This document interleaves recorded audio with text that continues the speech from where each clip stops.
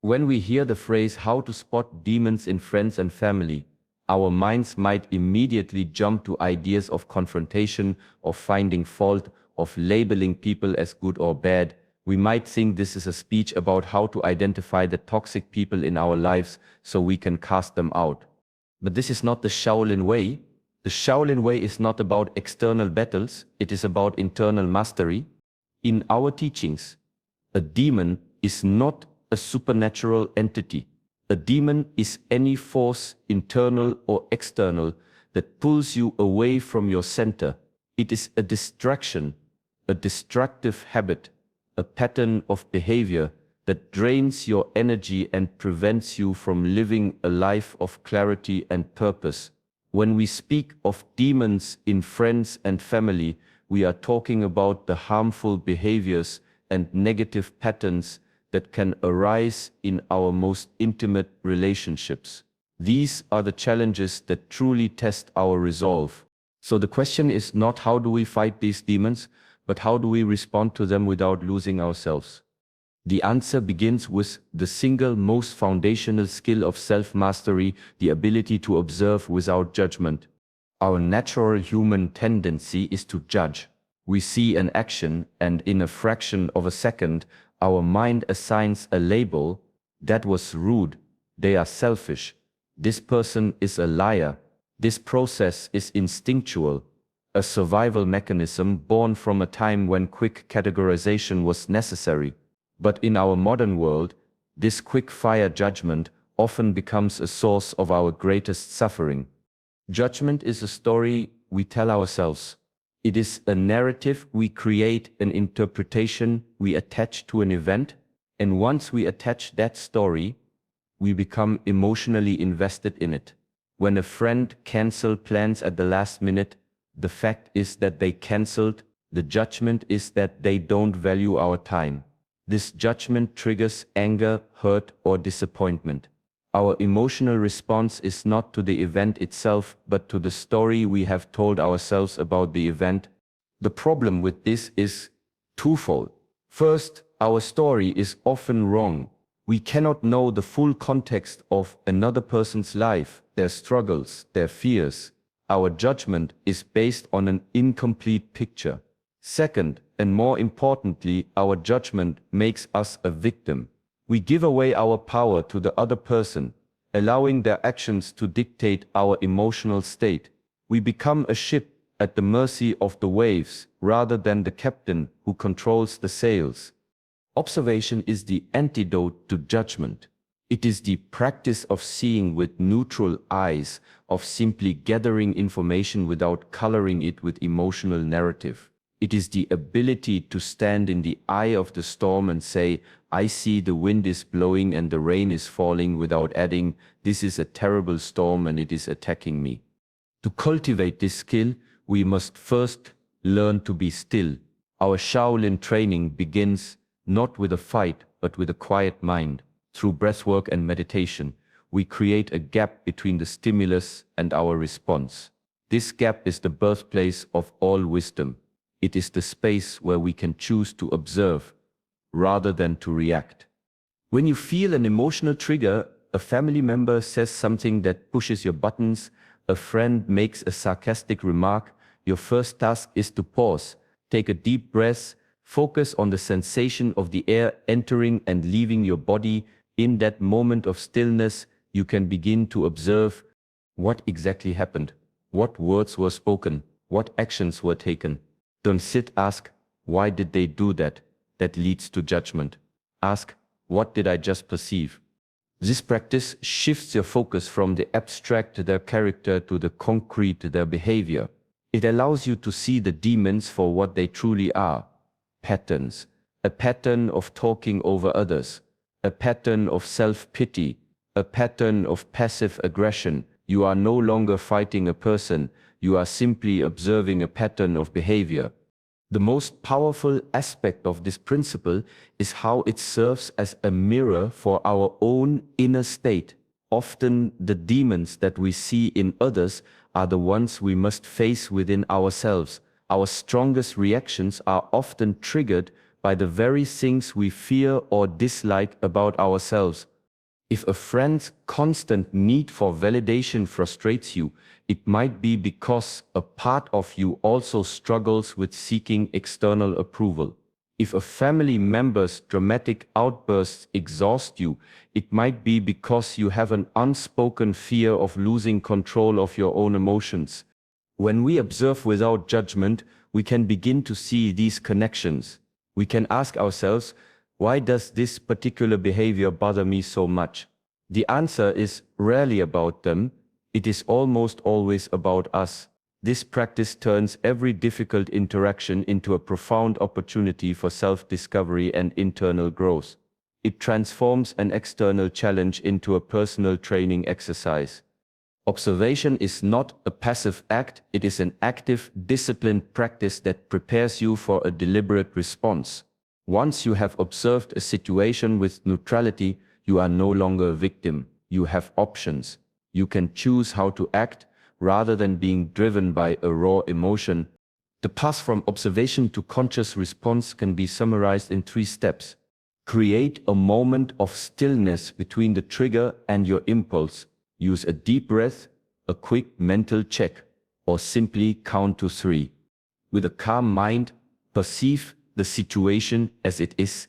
Notice the behavior without creating a story or assigning a label. Simply see the facts. Now, with a clear mind, you can choose your response. Do you need to speak? Do you need to set a boundary? Do you need to walk away? The choice is now a strategic decision, not an emotional reaction. In a relationship where you have observed a pattern of negativity, your conscious response might be to set a firm but respectful boundary. In a situation where someone is being hurtful, your conscious response might be to remain silent, knowing that their words have no power over your inner state. By practicing the principle of observation, not judgment, you are building your internal fortress. You are training your mind to be unshakable. You are learning to control your own destiny, regardless of the demons you may encounter in the world. This is not just a skill for dealing with others. It is the ultimate practice of becoming a master of your own life.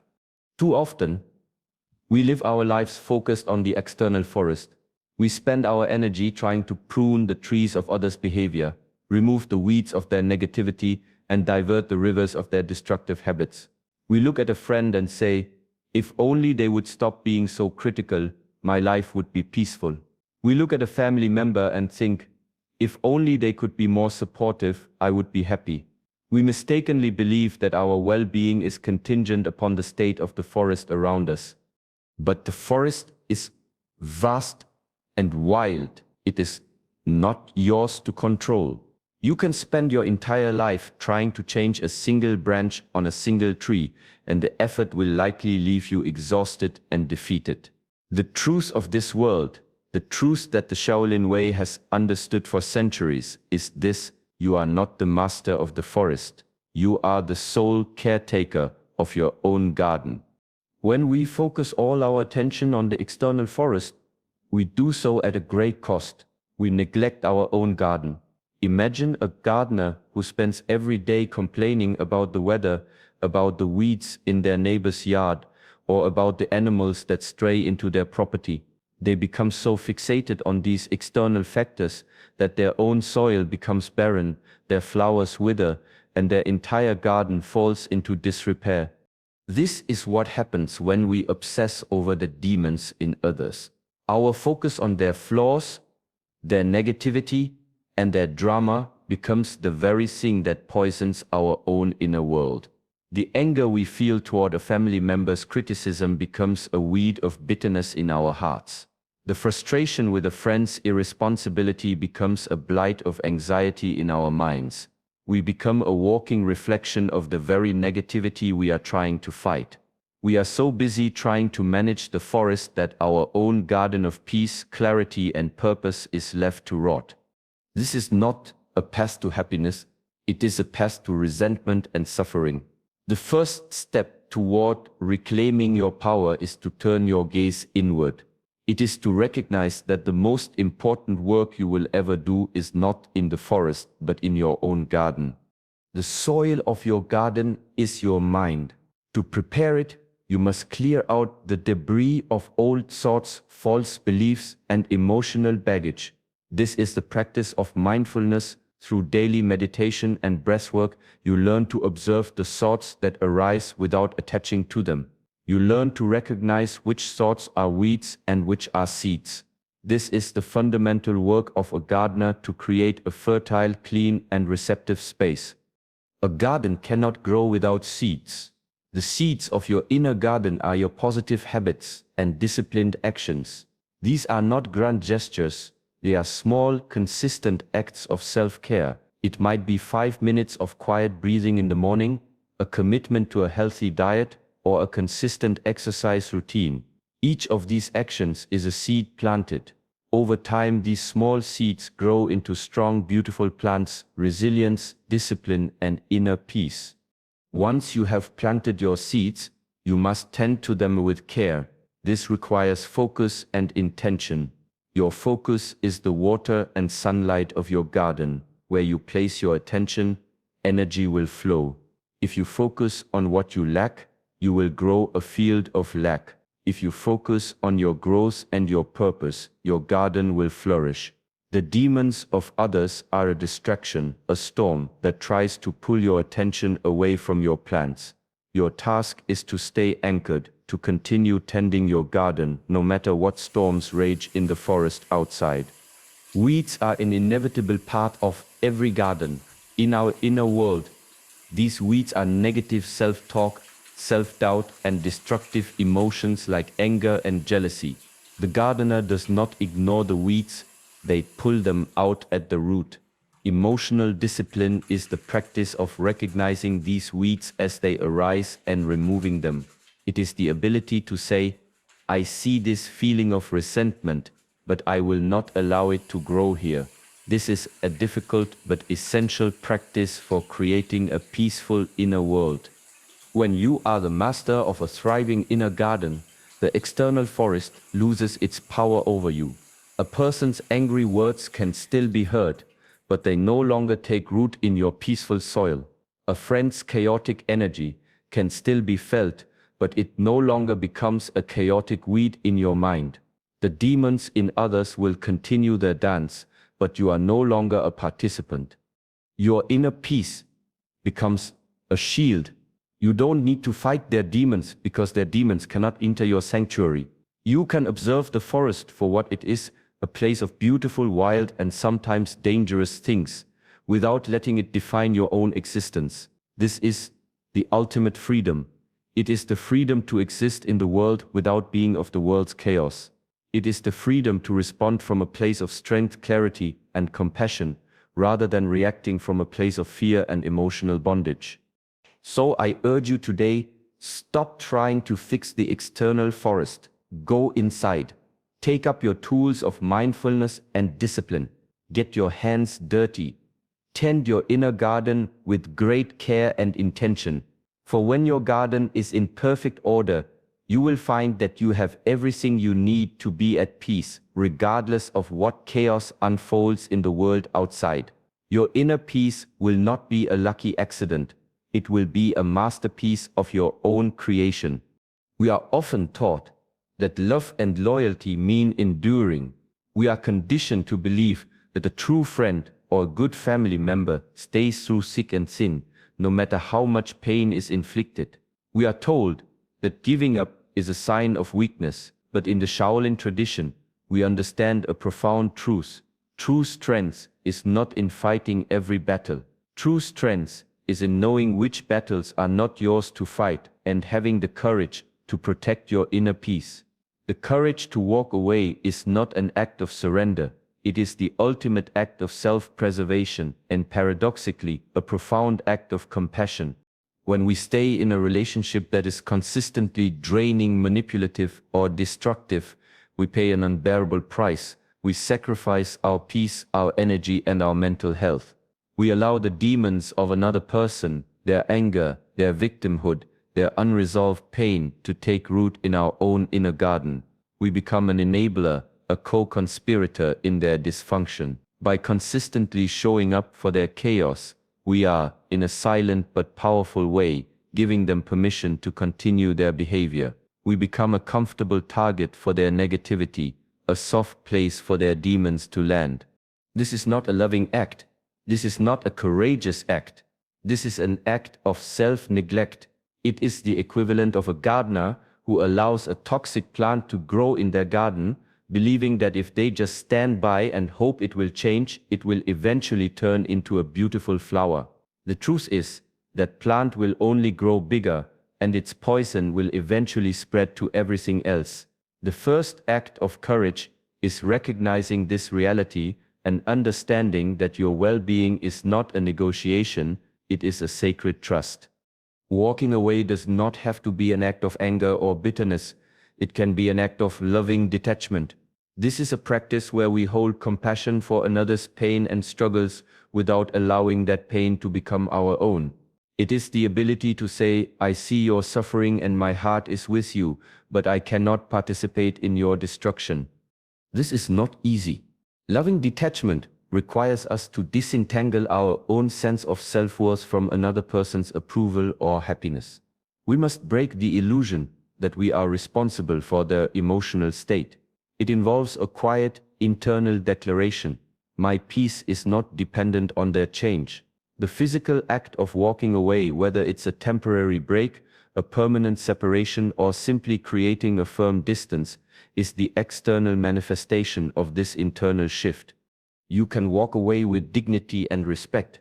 This might mean having a calm, honest conversation where you state your boundaries clearly, or it might mean simply creating distance without a word, knowing that the most powerful statement you can make is through your actions. The goal is not to punish them, but to liberate yourself. You are not slamming a door, you are simply choosing a different path. But why is this an act of compassion? First and foremost, it is compassion for yourself. You are honoring your own needs and protecting the sanctity of your life. This is not selfish. It is the foundation of all true strength. When you are depleted, you have nothing to give. When your cup is full, you can offer love, but it will be a love that is free from resentment. Second, it can be an act of compassion for them. By refusing to enable their demons, you are in a way giving them the truest form of tough love. By removing yourself as a comfortable target, you are forcing them to confront their own patterns. While they may not see it this way at first, your boundary might be the first step on their own journey towards self-awareness. You are not responsible for their awakening, but you are also not responsible for enabling their sleep. The courage to walk away is about knowing your value.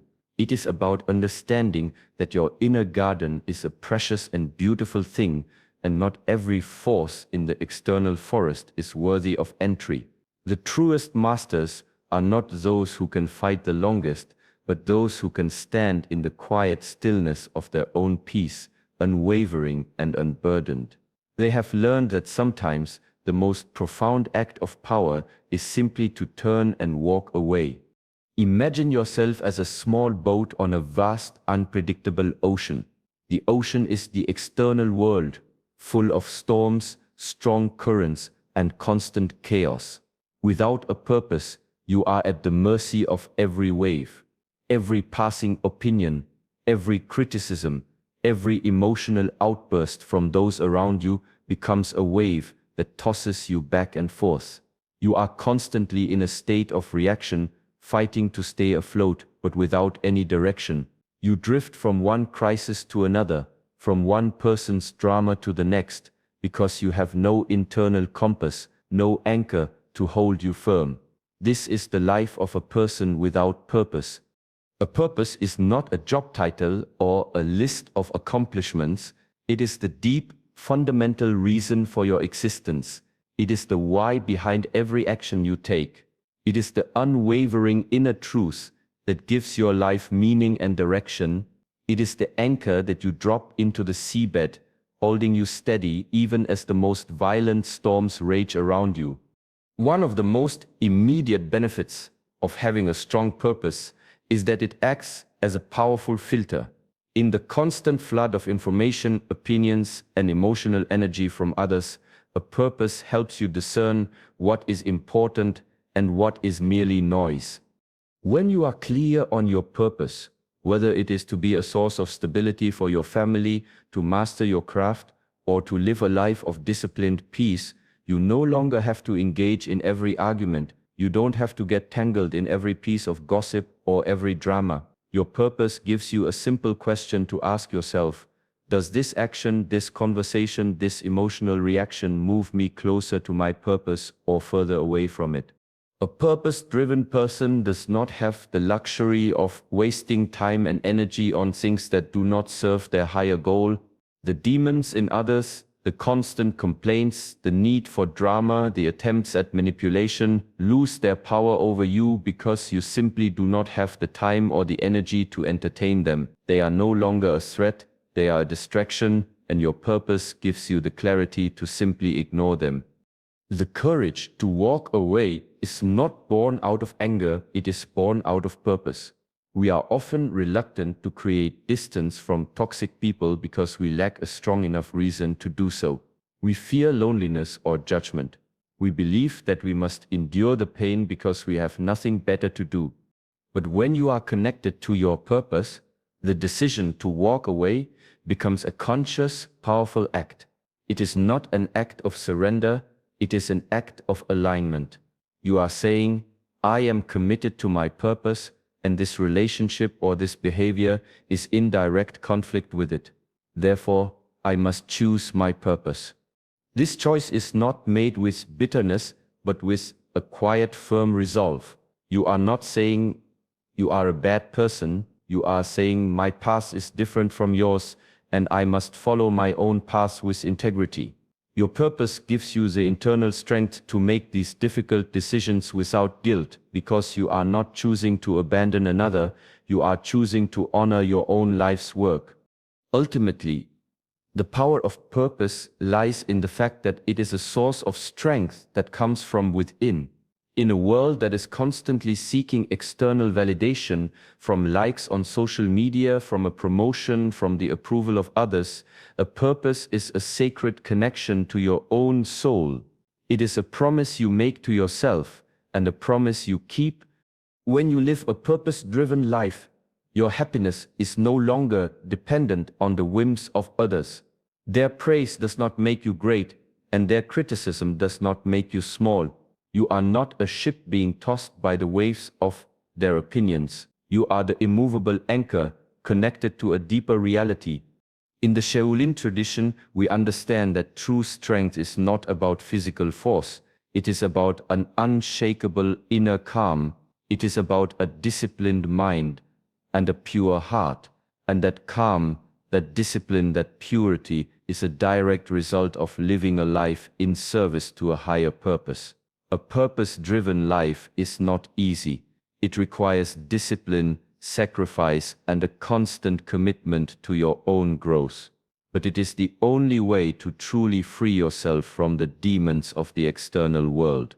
It is the only way to become a master of your own life. So I ask you today, what is your purpose? Find it, nurture it, and let it be the anchor that holds you steady no matter what storms may come. We have spent our time together learning how to see the world with a calm mind, how to cultivate our own peace, and how to protect that peace when it is threatened. Today I want to introduce you to a concept that is perhaps the most difficult, the most humbling, but also the most liberating principle of all. It is the practice of the inner mirror, recognizing their demons as your own. When we speak of demons in others, we are talking about their negative behaviors, their destructive patterns, and their weaknesses. Our natural instinct is to point a finger. We say, they are too lazy, or they are too selfish, or they are too quick to anger. We see these flaws clearly in others, and we believe our path to peace is to either fix them or avoid them. But the Master knows that the external world is a powerful teacher. The Master understands that the universe does not present us with challenges by accident. Often the very demons we see most clearly in another person are not meant to be a lesson for them, but a lesson for us. The other person is merely holding up a mirror, allowing us to see our own unaddressed fears, our own unhealed wounds, and our own hidden weaknesses. This is not an easy truth to accept. It is far more comfortable to blame others for our suffering than it is to look inward. It takes immense courage to turn the mirror on ourselves. But in the Shaolin tradition, we understand that true power does not come from controlling the external world, but from mastering the internal one. How does this inner mirror work? The principle is simple. Our strongest emotional reactions are almost always a signal. The things that anger us, frustrate us, or exhaust us in other people are rarely random. They are a reflection of something within us that is unresolved, something we fear, or something we dislike about ourselves. Consider a person who is constantly critical of a friend's lack of discipline. The friend is always late, always disorganized, and always makes excuses. The person gets furious. Their blood pressure rises, their voice gets louder, their reaction is far beyond what the situation calls for. Why? The demon they are seeing is not just their friend's laziness, it is their own deep-seated fear of being lazy themselves. Perhaps they have worked their entire life to be disciplined, but a part of them fears that if they let go for even a moment they will fall into the same chaos. Their anger is not for their friend, it is for the part of themselves they are terrified of. Or imagine someone who is exhausted by a family member's constant need for attention and validation. They cannot stand the dramatic stories, the fishing for compliments, the never-ending requests for reassurance. On the surface, they are frustrated with the other person's behavior. But when they look in the inner mirror, they might find a part of themselves that also secretly craves validation, that also feels invisible, and that also wants more attention. Their exhaustion is not just for the other person, it is for the part of themselves that they have suppressed, the part they have told themselves is weak or unworthy. The inner mirror is not an excuse for bad behavior. It does not mean that the other person's actions are acceptable. It simply means that we are now equipped with a powerful tool for self-mastery. Instead of wasting our energy trying to change them or resenting them, we can use their behavior as a guide to our own personal growth. The practice begins with a simple question. The next time you find yourself having a strong emotional reaction to someone, pause and ask yourself, why does this particular behavior bother me so much? Don't answer with, because they are a bad person. Answer with, what does this behavior trigger in me? What does it reveal about my own fears, my own wounds, my own insecurities? This practice transforms a destructive, reactive moment into a quiet, introspective one. It turns an external battle into a spiritual exercise. It frees you from the bondage of blaming others and places the power of change squarely back into your own hands. This is not a teaching of weakness. It is a teaching of ultimate strength. It is the path to true freedom. When you have faced your own demons, they no longer have the power to control you. The chaos of the external world no longer has the power to define your inner state. When you have made peace with your own fear of inadequacy, the next time someone seeks validation, you can respond with calm compassion instead of annoyance. When you have accepted your own imperfections, the next time you see laziness in a friend, you can see it with a quiet understanding instead of explosive anger. The demons in others will still be there, but they will lose their power over you because you have already faced them within yourself. The inner mirror is a gift. It is a constant opportunity for growth, a reminder that the greatest work we will ever do is not in the world but within our own hearts and minds. It teaches us that our peace is not found by fixing others, it is found by mending ourselves, and that is the only true and lasting victory. Thank you.